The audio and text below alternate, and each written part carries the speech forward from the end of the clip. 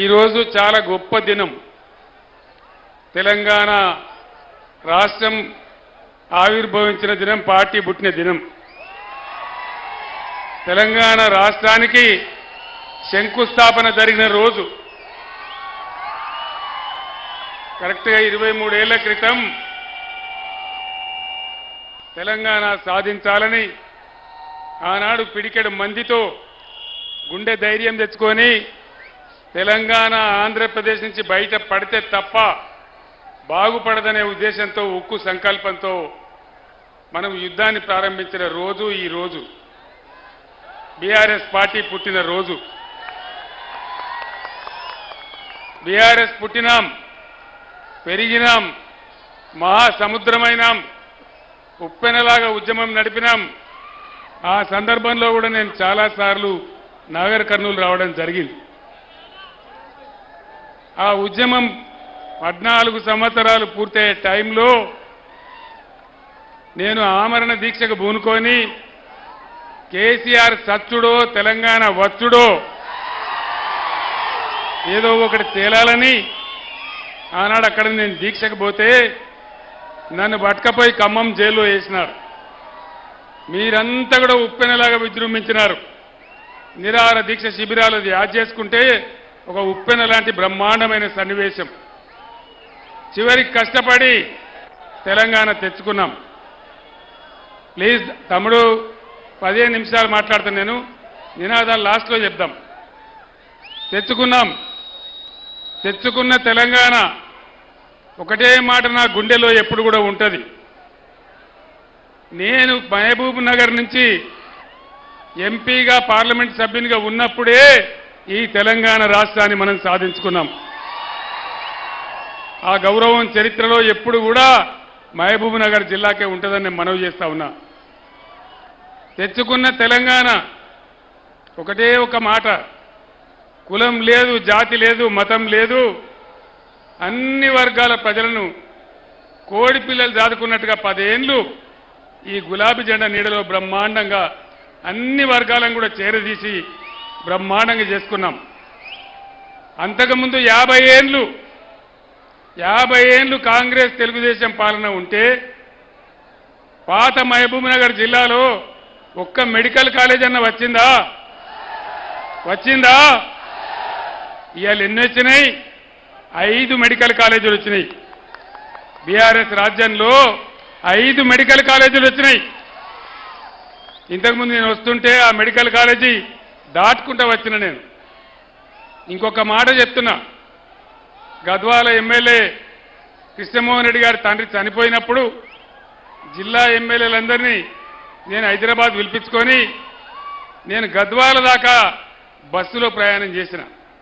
ఎట్లయింది నా పాలమూరు కండ్లార చూడాలి, ఆనాడు వలసలు పోయిన పాలమూరు ఎట్లా అయింది, ఇప్పుడు ఎట్లా ఉన్నది చూడాలని చెప్పి బ్రహ్మాండంగా నేను హైదరాబాద్ నుంచి 200 కిలోమీటర్ల గద్వాల దాకా పోయినా. మర్రి జనార్దన్ రెడ్డి గారు ఈ నాయకులంతా నాతో ఉన్నారు. ఆ రోజు చాలా ఆనందపడ్డా, నేను చాలా సంతోషపడ్డా. ఎక్కడికక్కడ వరి కోతలు, ఎక్కడికక్కడ వరి కోసే మిషన్లు, ధాన్యపు రాసులు, చాలా బ్రహ్మాండంగా నా హృదయానికి ఆనందం కలిగింది. నా పాలమూరు ఇంత బాగైంది అని చాలా చాలా నేను సంతోషపడ్డా. సరే, మంచి మాట. మొన్న అడ్డగోలు హామీలు ఇచ్చి దుష్ప్రచారాలు చేసి వాళ్ళ నోటికొచ్చిన మాటలు చెప్పి కేవలం 1.5% ఓట్లతోని కాంగ్రెస్ అధికారంలోకి వచ్చింది. ఎన్ని మాటలు చెప్పినారు? రైతు బంధు అందరికి వచ్చిందా? రాలేదా? అందరికి రాలే. అయా ముఖ్యమంత్రి, ఇది ప్రజల భాష, నేను ప్రజల మధ్య నిల్చొని మాట్లాడుతా ఉన్నా. రాలేదా రైతు బంధు? ప్రతి ఆడపిల్లకు 2,500 వచ్చినాయా? 2 లక్షల రుణమాఫీ అయిందా? కళ్యాణ లక్ష్మి తులం బంగారం వచ్చిందా? ఆడపిల్లలకు స్కూటీలు వచ్చినాయా? వరికి 500 బోనస్ వచ్చిందా? అది బోగసే అయిందా? అంటే ఈ విధంగా చివరికొస్తే ఎండింది ఎండంగా మా కష్టపడి రైతులు పండించి ధాన్యం తెచ్చి కొనుగోలు కేంద్రాలలో పెడితే దానికి కొనే దిక్కు లేదు. 20 రోజులైనా 15 రోజులైనా తప్పుడు వానలు వచ్చి తడిసిపోతా ఉంది తప్ప దానికి కొనే దిక్కు లేదు. ఇది ఇలా ఈ ప్రభుత్వం చేస్తున్నటువంటి పరిస్థితి.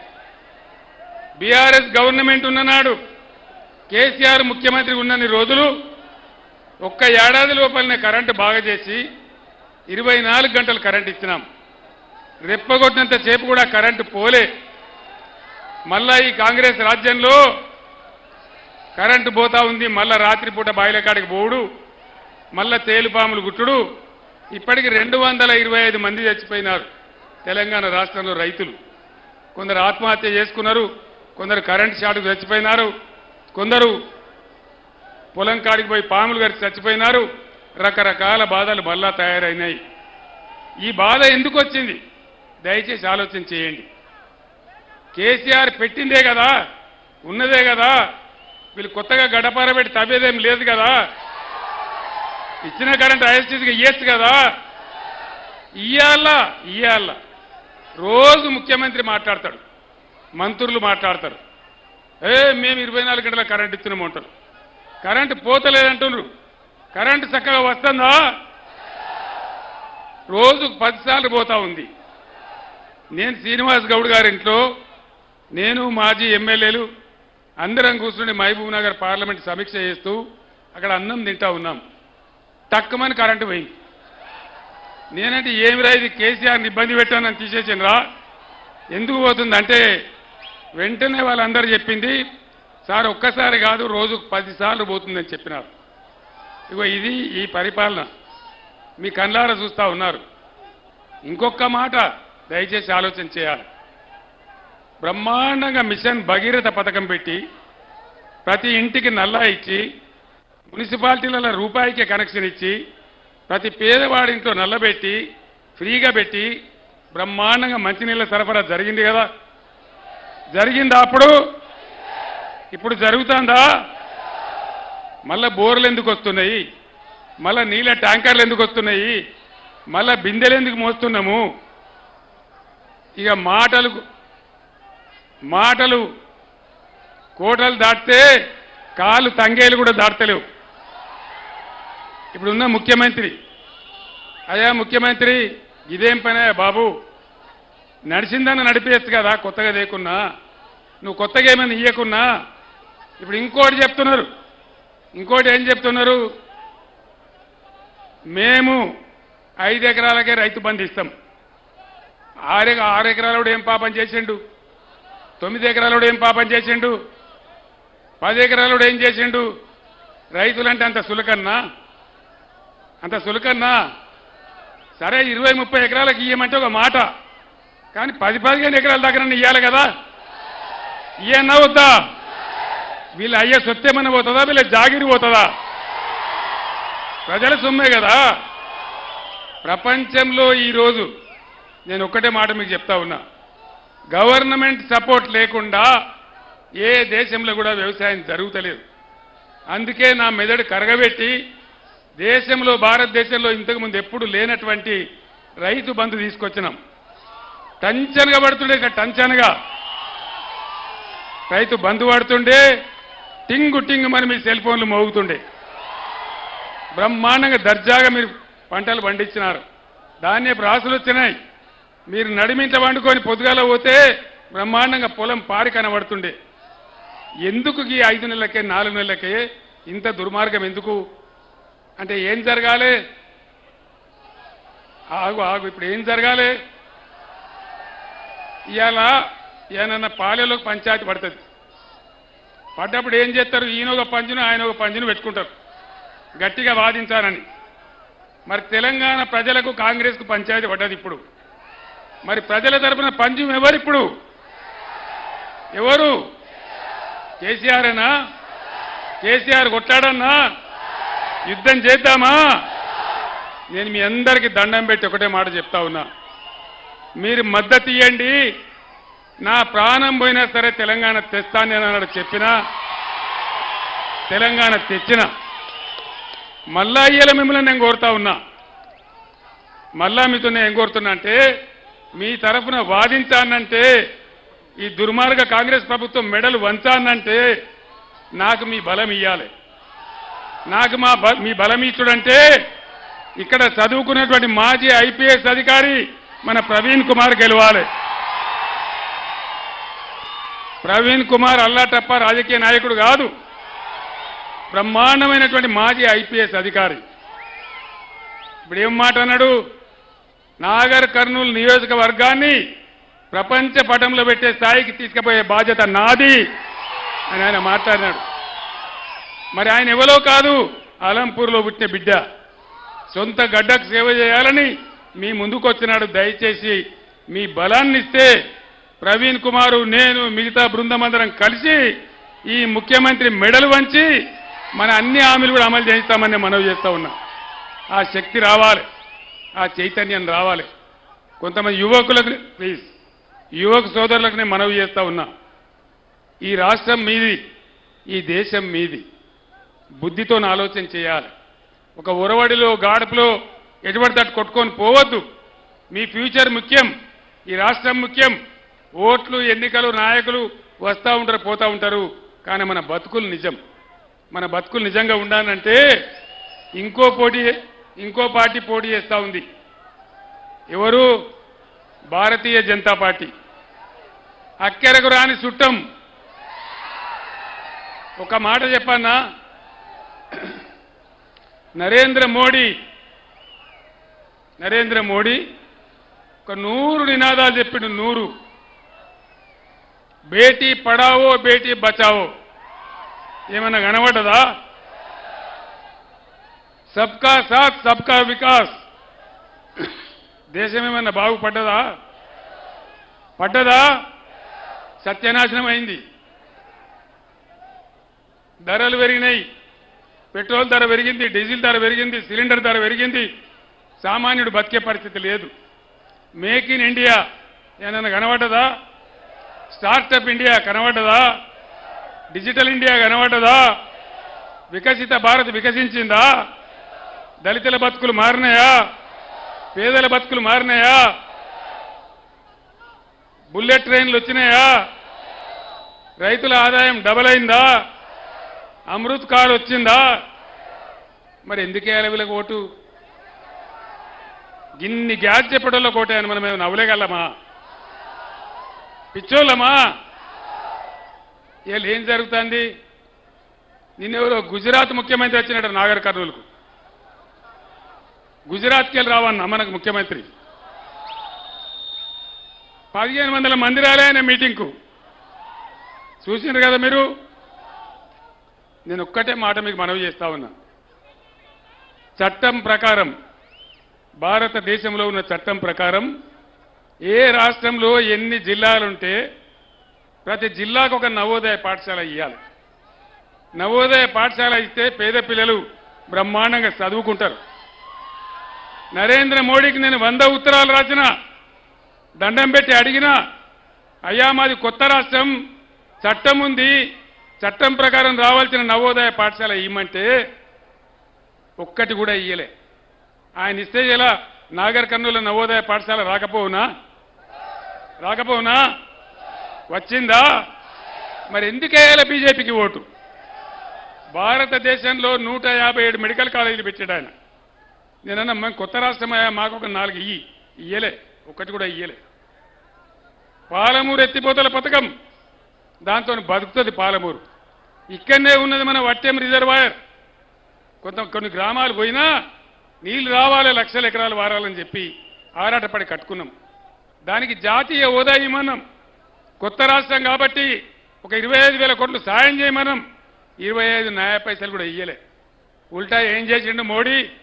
కేసీఆర్, నువ్వు రైతుల మోటార్ల కరెంటు మీటర్లు పెట్టాలి, లేకపోతే సంవత్సరానికి 5,000 కోట్లు నీకు ఇచ్చే గ్రాంట్ కట్ చేస్తాను. నేను చెప్పిన మోడీ గారు, నా తల తెగిపడ్డా సరే నేను మీటర్లు పెట్టాలని చెప్పింది. నా రాష్ట్రంలో నా రైతుల కరెంటు కావాలి, ఆ బాధ ఏందో నాకు తెలుసు, నేను కూడా రైతునే, నేను మీటర్లు పెట్టాను. కానీ ఇప్పుడు ఏమవుతుంది? దయచేసి జాగ్రత్తగా ఆలోచించాలి. ఏమైతుంది ఇప్పుడు? మళ్ళా మీరు బీజేపీకి ఒక్క ఓటు వేసినా ఏమంటాడు నరేంద్ర మోడీ? నేను మీటర్ పెడతానంగా కూడా నాకే గుద్దినరు, బరాబర్ పెడతా అంటాడు. అప్పుడే ఆడుకోవాలి మనం. అందుకే యువకులకు చెప్తున్న, దయచేసి ఆలోచన చేయాలి. అందుకే ఏదో ఉన్మాదంలో పడి పోవద్దు. మన బతుకులు కావన్నా, మన పంటలు పండన్నా, మన పొలాలు బాగుండన్నా, ఈ నరేంద్ర మోడీ గాయ గత్తర కావన్నా ఏం కావాలి? దయచేసి మీ అందరితో నేను ప్రార్థిస్తా ఉన్నా, ఊరికే నినాదం చెప్పడం కాదు. ఇక్కడి నుంచి ఇలా పోయిన తర్వాత మీ గ్రామాలలో చర్చ పెట్టండి. మన కోసం ధనలాడే మన బీఆర్ఎస్ని కాపాడదామా, మన బతుకులు ఆగం చేసే వాళ్ళని కాపాడదామా అనే మాట గ్రామాన ప్రతి తల్లికి, ప్రతి చెల్లెకు, ప్రతి పెద్ద ఆయనకి చెప్పి దండం పెట్టి ఓటు అడగండి. ప్రవీణ్ను బ్రహ్మాండమైన మేయర్తో గెలిపించండి. మన హక్కులన్నీ కాపాడుకుందాం, అన్ని కాపాడుకుందాం. ప్రవీణ్ అంటే ఎటువంటి వ్యక్తో మీకు ఒక్క మాటలో నేను చెప్తా. నేను ముఖ్యమంత్రి అయినాక ప్రవీణ్ని పిలుచుకున్నాను నేను. వారు మీరు గురుకులాలు మంచిగా నడుపుతున్నారు, ఇంకా బాగా నడపాలి, మీకు బడ్జెట్ ఎంతగా ఉన్నంత తీసుకోండి, వాటిని జూనియర్ కాలేజీలు కూడా చేయండి, బ్రహ్మాండంగా చేయమని చెప్పిన. తెలంగాణ గురుకులాలంటే ఇంటర్నేషనల్ స్కూల్స్కు సమానం. అద్భుతమైనటువంటి డాక్టర్లు, ఇంజనీర్లు, ఐఐటీలు, ఐఐఎంలు, ఐఏఎస్లు, పైలట్లు, హిమాలయ పర్వత శిఖరాలు ఎక్కిన బిడ్డలు, అక్కడి నుంచి ఎవరెస్ట్ శిఖరాలు ఎక్కిన బిడ్డలు ఆ గురుకులాల నుంచి పుట్టించిన వ్యక్తి ఎవరు? మన ఆర్ఎస్ ప్రవీణ్ కుమార్. ఆయనకు ఒక కమిట్మెంట్ ఉంది, దేశాన్ని బాగు చేయాలని ఉంది, అట్టడుగు వర్గాలను పైకి తేవాలని ఉంది, మన రైతులను కాపాడుకోవాలని ఉంది, మన రాష్ట్రాన్ని మేలు చేసుకోవాలని ఉంది. ఆయన ఆశామాషి వ్యక్తి కాదు, ఒక మాజీ ఐపీఎస్ అధికారి, ఉన్నత స్థాయిలో పనిచేసిన వ్యక్తి. ఇట్లాంటి వ్యక్తులు గెలిస్తే విచక్షణ ఉంటుంది, మంచి ఉంటుంది, చెడ్డ ఉంటుంది, అన్ని లాభాలు జరుగుతాయి. ఇటువంటి వ్యక్తి మళ్ళా దొరకరు. మామూలు నాయకులు దొరుకుతారు, కానీ ఇటువంటి వ్యక్తులు చదువుకున్న వాళ్ళు రాజకీయాలకు వచ్చి సేవ చేస్తామని వచ్చినప్పుడు గెలిపించుకోవడం మన బాధ్యత. हमारे तेलंगाना रियासत के हमारे मुसलमान बुजुर्गों को, भाइयों को और बहनों को मैं तहे दिल से सलाम करता हूं. भाइयों, एक बात सोचिए, आज तेलंगाना रियासत में क्या हो रहा है? దయచేసి ప్లీజ్ మాట్లాడేటప్పుడు డిస్టర్బ్ చేయదు. 5 నిమిషాలు. भाइयों, एक बात सोचिए गौर से. उस दिन जब तेलंगाना रियासत के लिए मैं जद्दोजहद के लिए निकला, कसम खा के निकला, अल्लाह पे भरोसा रख के निकला. उन दिनों में कहता था अल्लाह के घर में देर है लेकिन अंधेर नहीं है, उनका करम होगा और तेलंगाना रियासत बनेगा. उनका करम हुआ, अल्लाह का करम हुआ, हमको तेलंगाना रियासत हासिल हुआ. हिंदुस्तान में पहली बार कहीं किसी रियासत में नहीं किया.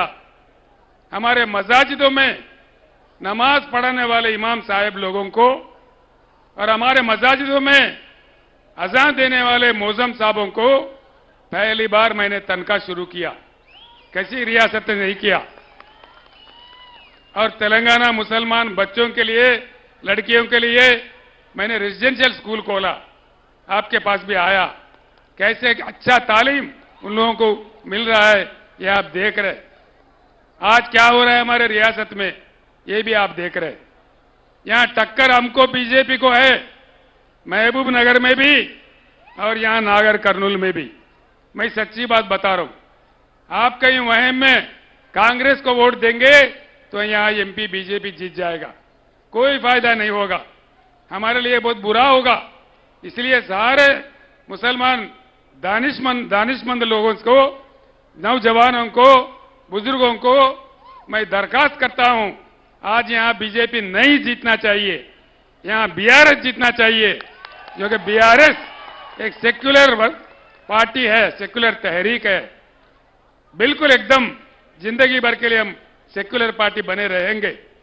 और हमारे नागर कर्नूल नशीद से जो हमारे कैंडिडेट है वो साहब का आईपीएस ऑफिसर है, दानिश्वर है, अच्छा आदमी है, लोगों के लिए हमदर्दी रखने वाले आदमी है. इसीलिए मैं आपसे दरखास्त करता हूं, हम ही जीत रहे। आज सुबह जो रिपोर्ट मिला मुझे, महबूब नगर और नागर कर्नूल दोनों नशिस्तों पर हम ही जीत रहे हैं, इसमें मुझे कोई शक नहीं है। बिल्कुल जीत रहे हैं। अगर आप लोगों का ताउन हो, भारी अक्सरियत से हमारे लोग कामयाब होंगे और आपके खिदमत में काम करेंगे। एक बात तो तय है, कोई कुछ कहे, मुद्दे लाख बुरा चाहा तो क्या होता है, वही होता है जो मंजूर खुदा होता है। इतना कहते हुए मैं आपसे रुखसत होता हूं। సోదరులారా, చివరిగా నాది ఒకటే మాట. ఆనాడు మీ అందరి అండదండలతోని 15 సంవత్సరాలు అన్నం తిన్నమో, అటుకులు బుక్కినమో, ఉపాసం ఉన్నమో, పోరాటం చేసి తెలంగాణ తెచ్చినాం. నా చావు కూడా తెగించి దీక్షపట్టి తెలంగాణ తెచ్చినాం. కానీ ఇలా ఈ రాష్ట్ర ముఖ్యమంత్రి ఏం మాట్లాడతాడు? ఆయన సంస్కారం ఏంది? కేసీఆర్ నీ గుడ్లు వేకి గోటీలు ఆడుకుంటా, నీ పేగులు తీసి మెడలేసుకుంటా, ఆఖరికైతే నీ ముడ్డి మీద షెడ్డి కూడా గుంజుకుంటా. ఇదేనా ముఖ్యమంత్రి మాట్లాడే భాష? ధర్మమేనా? తెలంగాణ సాధించిన వ్యక్తిని, ఇన్నేళ్లు పోరాటం చేసిన వ్యక్తిని, వచ్చిన తెలంగాణను తెల్లగా చేసిన వ్యక్తిని, తెలంగాణకు మంచినీళ్లు, కరెంటు, సాగునీళ్ల కోసం తన్లాడిన వ్యక్తిని నన్ను పట్టుకొని ఇన్ని మాటలు అనొచ్చునా? ధర్మమేనా ఇది? ఇది మన తెలంగాణ గౌరవమా? కాబట్టి న్యాయం, ధర్మం మీరు చెప్పండి. ఎవరికి కర్రుగాల్చి వాత పెట్టానో, ఎవరిని అందలం ఎక్కియానో నిర్ణయించేది మీరు. శక్తి ఉన్నది మీ దగ్గర. కాబట్టి ధర్మాన్ని గెలిపించండి, బీఆర్ఎస్ను గెలిపించండి. మళ్ళీ మన గవర్నమెంటే వస్తుంది, నేను గ్యారంటీగా చెప్తున్నా. మీకేం అనుమానం అవసరం లేదు. ఇలా బగ్గుమంటున్న తెలంగాణ ఎక్కడికి పోయినా నా బస్సు కదలనిత్తలేరు. ఊరూరికి పూలదాలుడు, గుమ్మడికాయలు కొట్టుడు, రకరకాల పదలు చేసి గంట అరగంట నేను ఆలస్యం పోతా ఉన్నా. మళ్ళా డెఫినెట్గా జనం మారిపోయింది, అర్థమైపోయింది. ఈ ప్రభుత్వానికి ఒక సురుకు పెట్టాలి, వీళ్ళ బలుపు దించాలనేటువంటిది వచ్చింది. కాబట్టి ఏం అనుమానం లేదు, మళ్ళా మన ప్రభుత్వం వస్తుంది. డెఫినెట్గా బ్రహ్మాండంగా మన తెలంగాణ, మన పాలమూరు పథకం అన్ని కూడా చేసుకుందాం. ఏం రందిపడే అవసరం లేదు. ప్రవీణ్ కుమార్ గారిని గెలిపిమని కోరుకుంటూ నేను సెలవు తీసుకుంటా ఉన్నా. జై తెలంగాణ, జై తెలంగాణ.